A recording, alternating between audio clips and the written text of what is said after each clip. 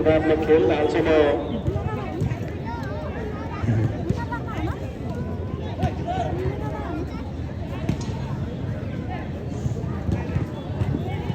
निकै प्रतिस्पर्धात्मक खेल भइरहेको छ। अनि वडा नम्बर 12 नीलो जर्सीमा छ यस खेल मैदानमा भने वडा नम्बर 9 सेतो जर्सीमा छ।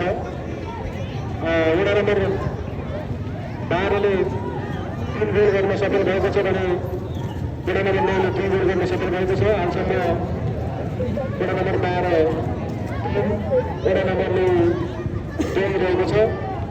यसै गरी जारी 18 नम्बर स्पेन राष्ट्रिय अन्तर्राष्ट्रिय प्रतियोगिता 2082 को पहिलो चरणको अन्तिम खेल भोलि बिहान 8 बजे यसै प्राङ्गणमा विद्युत महानगरपालिका वडा नम्बर 7 भर्सेस विद्युत महानगरपालिका वडा नम्बर 11 बीच बिहान 8 बजे यसै खेल मैदानमा हुँदैछ। निकै प्रतिस्पर्धात्मक खेल हुँदैछ। बिहान सम्पूर्ण खेल पार्ने महानुभावहरूलाई यस खेल मैदानमा उक्त खेल अवलोकनका लागि हार्दिक निमन्त्रणा गर्दछु।